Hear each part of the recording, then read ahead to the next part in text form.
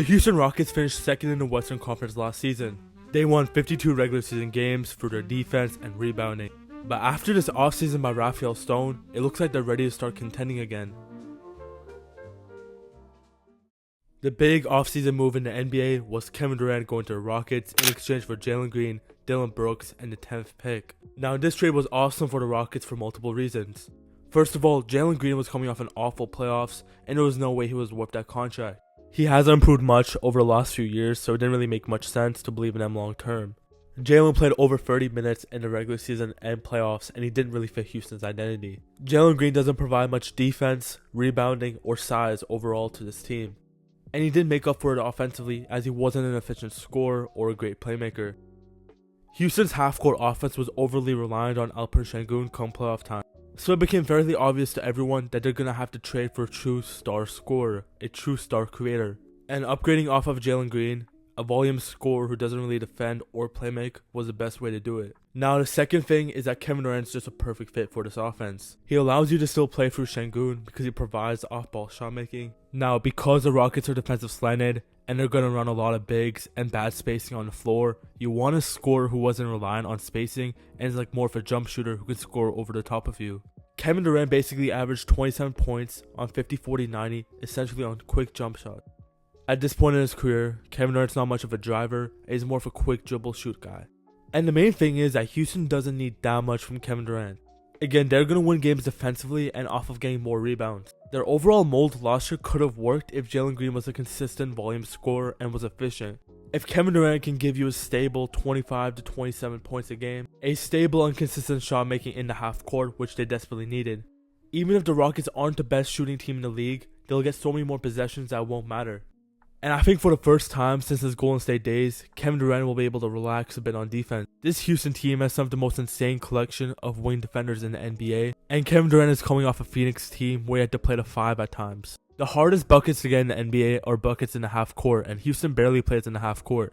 They're always running in transition, they're always playing off of offensive rebounds. So I just think overall, Kevin Durant will be able to assert a lot more energy as a half court offensive scorer, and overall just be better for this team. Durant's definitely a limited playmaker, especially at this stage of his career. He can be turnover prone at times, and him declining athletically has made his handle worse also. Still, I'm not really viewing Kevin Durant as like a lead initiator, a lead creator for this team. He's just gonna be a god tier shot maker who can put a lot of shots up and be very efficient with the ball. Really, none of the volume scores for the Rockets last year were efficient. We already talked about Jalen Green, but Sengun was also relatively inefficient last year, and Fred VanVleet shot 39% from the field. No, this does not mean Fred VanVleet is a bad player or Sengun is a bad player, but this shows how important Kevin Durant is going to be and how much he can change for this offense. Quick reminder, if you want to support the channel, please subscribe. 99% of you guys watching are not subscribed right now, so I really appreciate it.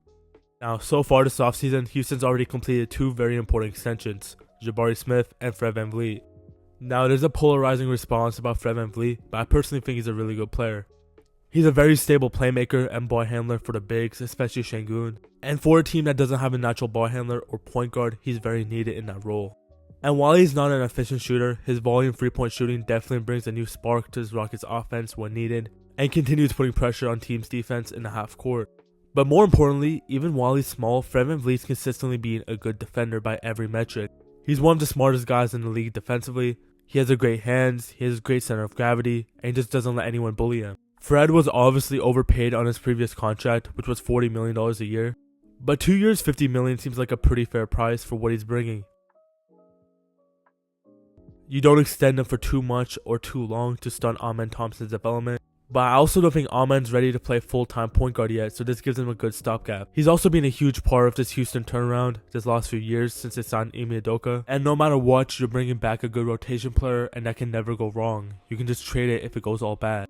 The other extension they did was Jabari Smith Jr. for 5 years, $125 million. Jabari Smith is 22 years old, he's a great rebounder, he's a great 3-point shooter, and he's a very good wing-sized defender. Now, I don't think Jabari Smith has some all-star upside like people think. I think he's pretty much going to be a good high-end role player. And this contract definitely shows the amount of belief that Houston has in him. But again, I think this deal is more about retaining your core, retaining good rotation players on tradable contracts. Jabari Smith will be making about 13 to 14% of the team cap. And for a 6'10", 3-point shooting wing who plays defense and can rebound, that's always going to be a coveted archetype in the NBA and something you can trade down the line. The most important part of today's NBA with the new CBA is retaining your own pieces no matter what, and this is what Houston's doing on pretty reasonable contract. The Rockets are going all in on being deep and being by far the deepest team in basketball. They re-signed all of their guys that were 13 to 15 on their bench: Aaron Holiday, Jeff Green, and Deshaun Tate. And that's by far the best end of bench in basketball right now. Yes, that doesn't matter much. Yes, being this deep only has so much impact. But again, they're so prepared for injuries. They're so prepared for someone to step up. A guy like Aaron Holiday is a very capable point of attack defender, and he's a very good shooter at this stage of his career. Deshaun Tate gives you some wing skills. He gives you some rebounding. He's overall a good replacement if someone like Tari Eason gets hurt. But their last big re-signing was Steven Adams. Steven Adams was a game changer for this Rockets team deep down last year. They figured something out with those double big lineups of Alperen Sengun and Steven Adams, and they're immediately one of the best rebounding teams ever. Steven Adams had one of the highest rebounding rates in league history last year, averaging 20 rebounds per 100 possessions. And again, Houston's leading into this identity of playing bigger and getting to the boards more than everyone else. They believe the rest of the league is wrong and undervaluing offensive rebounds and getting more possessions, so they're going all in on playing big. From their wings, Tari Eason, Amen Thompson, Jabari Smith, they're all good rebounders. And now they have multiple bigs: Alperen Sengun, Steven Adams, and Clint Capela, who I'll talk about in a minute. Offensively, Steven Adams was a game changer as a screen setter. Again, for a Rockets team that doesn't have much half-court offensive juice, having a good screen setter, having a guy who can consistently get you a solid pull-up three any single time down the floor was huge for this offense. And after re-signing Adams and signing Capela, I expect the Houston Rockets to play double big lineups a lot. I think it'll be a key staple in their entire rotation and maybe even something to close with. They played it a lot against Golden State in round 1 of the playoffs. Houston signed Steven Adams for 3 years, so again, a lot of long-term control on a lot of their core pieces. They're all going to be around for multiple years.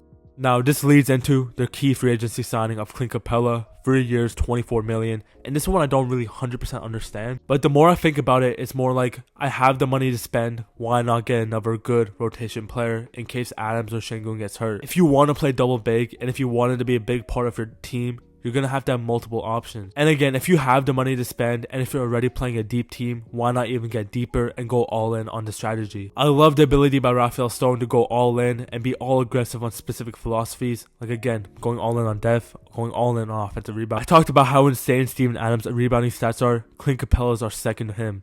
He averaged 19.9 rebounds per 100 possessions, second to only Steven Adams. And while I'm not the biggest fan of Clint Capela, he's definitely regressed athletically. He's definitely not a high field playmaker, but he brings a new flavor to the big rotation since he's a big lob threat. Adams or Sengun only caught 1 lob the last 2 seasons. Clint Capela himself caught 82, and I know he played with Trae Young, but he's definitely more of a vertical threat than both of them. Now, a signing that took them over the top was taking Dorian Finney Smith on a 4-year deal for $52 million. Again, I already talked about how insane this Rockets defense on the wing is. Tari Eason, Jabari Smith, Amen Thompson, and even Kevin Durant's a capable defender when he tries. But now you get Dorian Finney Smith, who was one of the highest impact players in the NBA last year. When he was on the court for the Lakers were 10 points better. He's an extremely smart and versatile defender with his big frame. He's one of the best isolation defenders in the overall NBA. And again, while he's a good defender, he can also shoot, and he's a prototypical 3-and-D wing. The Rockets now have multiple players of this very coveted archetype, and getting some more shooting in the building on a weak shooting team outside of Jabari Smith, Kevin Durant, and VanVleet is going to be very important, and that's exactly what they did. And again, since the Rockets play a lot in transition and off of offensive rebounds, I think he's going to get a lot of open looks and a lot of decent shots up. Now, there is some risk because Dorian Finney Smith is a little older. He's 32 and his contract will end at 36. But his deal is only $14 million a year, so I think by the time he gets older, it'll be very tradable. And again, they have this core extended for a while. And all these young guys, plus these veterans, are all going to develop and grow together for the next few years. Now, the best thing for Rockets is that they didn't trade much draft capital at all. They only traded their number 10 pick this year. And they still have some picks from some really bad teams like the Suns and the Nets in a few years. So while this core is developing, while this core is getting ready to play together, they still have draft capital going forward. They still have ways to upgrade. They still have ways to add young talent. I haven't even mentioned Reed Shepherd, the number 3 pick last year, who shows a lot of promising signs when he did start and when he did play. He's a good defensive playmaker for his size. He can shoot, he can handle the ball a bit, and he's overall a very high feel and smart player. Don't be shocked if Reed Shepherd becomes a key part of Houston's rotation next year and he takes a big leap as he gets more minutes without Jalen Green. So essentially this offseason, Houston replaced Jalen Green with Kevin Durant, Dillon Brooks with Dorian Finney Smith, and Jock Landale with Clint Capela. I don't know about y'all, but that sounds like a very, very good offseason for me. And it sounds like a team that's ready to contend and fight with OKC in the Western Conference. If you guys enjoyed this video, I'd appreciate if you subscribe to the channel. I'd appreciate if you liked the video. And if you have a comment or any questions, please send them down below and I'll be happy to answer them. I'll be making NBA content all summer, so I'd appreciate if you guys subscribe and follow the journey. I appreciate everyone who is still listening. Thank you.